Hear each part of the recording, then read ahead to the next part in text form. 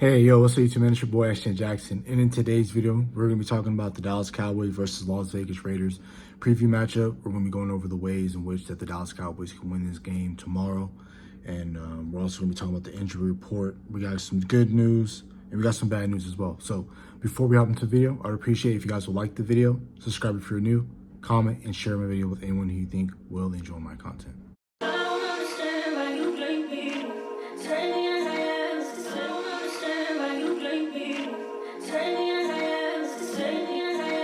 With the injury report for both teams. So really, we're going to start with the Dallas Cowboys. Solomon Thomas, he's going to be out with a calf injury. He did not participate Thursday, Friday, or Saturday's practice. Who will play is, it was reported against Savon Revel Jr., cornerback that we drafted in the third round at East Carolina. He will play, still with a knee brace on, but it's also been reported that he's going to be playing some special team snaps, and he'll get rotation in at corner. How do I really feel about that? I don't really like if a corner's wearing any sort of knee brace. If I'm playing quarterback or I'm the offensive coordinator in the NFL and I see a defensive back with a knee brace on, I'm more than likely going to try and test him. Now that doesn't mean anything. That's not me dissecting Savon Revel's play. No, it's not that. It's just like when you see a cornerback wearing a knee brace, it's can he play on it? Teams like to do that regardless. So I don't really like putting players that you have high hopes for on special teams. I know sometimes you're going to have rookies and players that necessarily aren't starting. They'll be playing special teams. I understand that. But I don't want Savon Revel playing any sort of special team snaps. But the Cowboys are going to do what they're going to do. But when he does get his spare time or some spare reps in at defensive back, prayerfully he goes out there, he makes a few plays, he gets a pass breakup, and he does what he's supposed to do. But he's coming back. Another player that is coming back is the Marvin Overshawn. I don't have Agent Zero yet, but Agent Zero is coming back. He will not be playing special team reps, but he will be playing in rotation with Kenneth Murray, Logan Wilson, Shamar James, and then himself as well. So those are pretty much the really good news. Another really good news that we do have is we are getting reinforcements at safety. Shout out to John Machota. He did say that the Dallas Cowboys had practice on Saturday. They're flying to Vegas today. I'm making this video Sunday night. And both starting safeties, Malik Hooker and Donovan Wilson, are both training to play Monday night, even though it has stated that both of them have been limited in practice. Dante Fowler, he was a limited participation in Thursday and Friday's practice, but was a full participant on Saturday.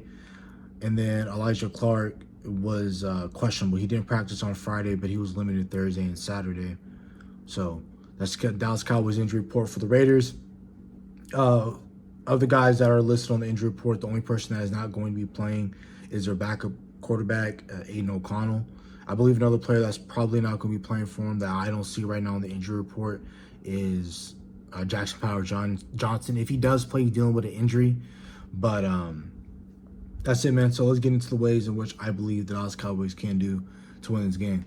Other than one thing that they're going to have to do from an offensive standpoint, they're going to have to get into a rhythm.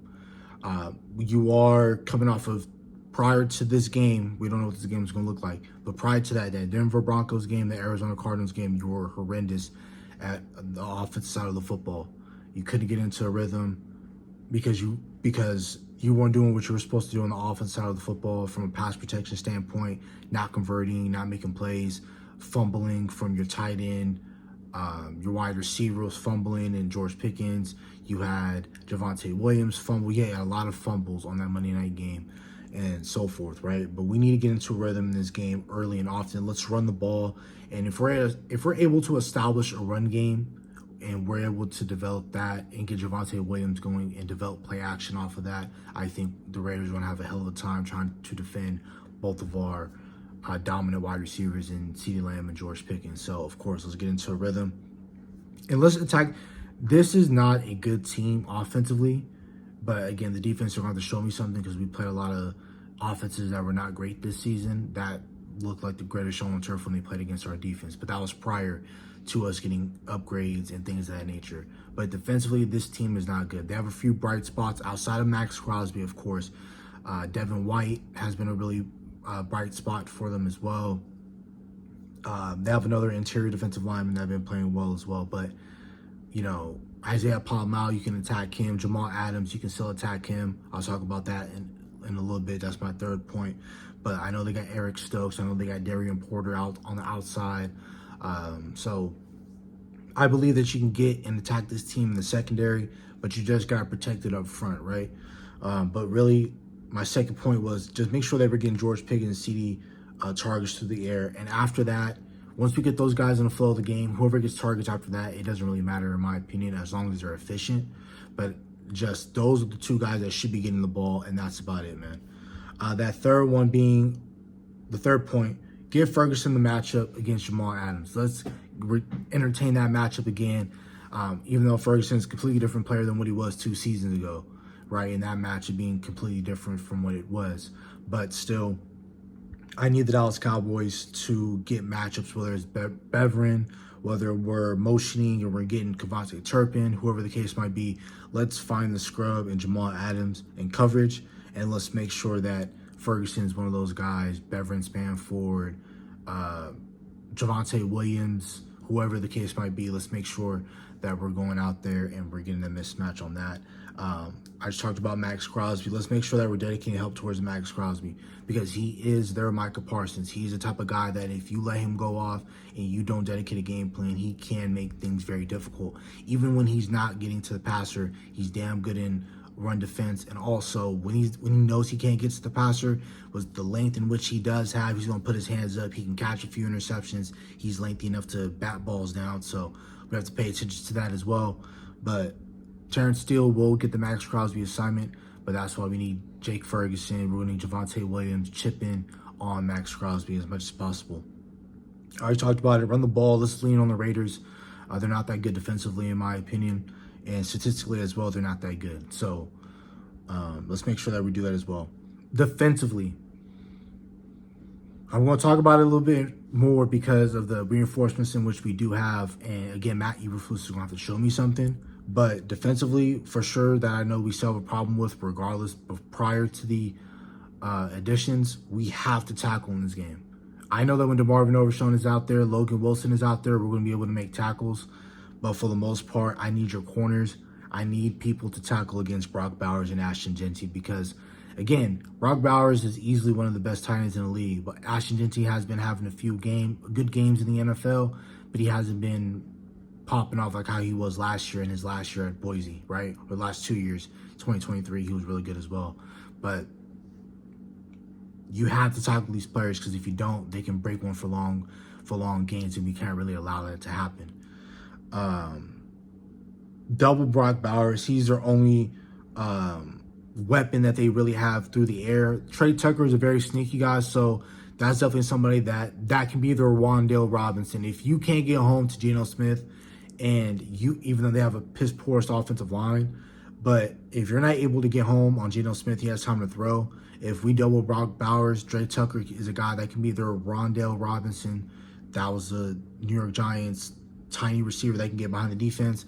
That's what Trey Tucker is. Trey Tucker's on 5'9", 5'8", and that's a guy that has elite speed, and he can get behind the defense, and he can definitely cook your corners when given the opportunity to. So let's make sure that we're doubling Brock Bowers, and watch out for Trey Tucker as well through the air. We should play press zone.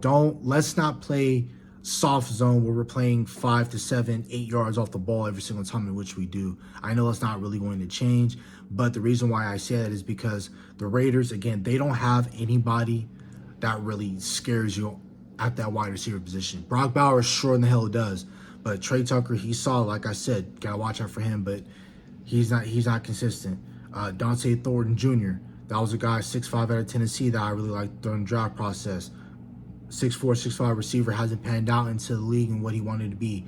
Jack Bech, who I really liked, has been getting a lot of targets. I know they did sign Tyler Lockett.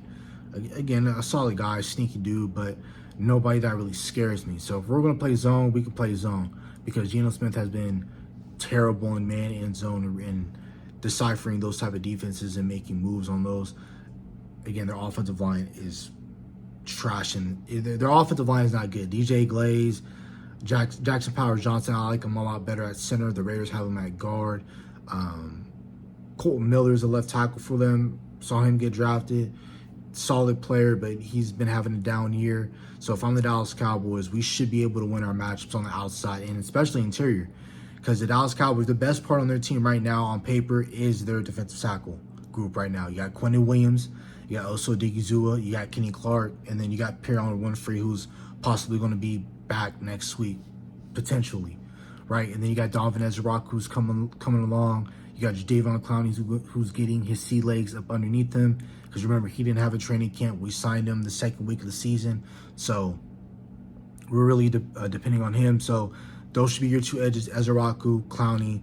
Your interior guys should be, on your early down, should be Kenny Clark, Quinnen, and then you can switch out Kenny Clark or however you want to do. You can run a 5-man in front and have your 3 defensive tackles be Osa, Kenny, Quinnen, Ezra-Raku, Jadeveon Clowney. Have those be your down 5 on 3rd and long situations to get home on the passer. But Geno Smith should not be dicing you up in this game.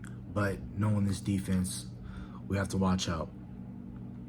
And last but not least, let's limit the penalties. We've been, again, an undisciplined football team, especially the last few times we've seen the Dallas Cowboys play football. They've been playing. So that's about it for the video. Hope you guys have a nice day. Stay safe, stay blessed.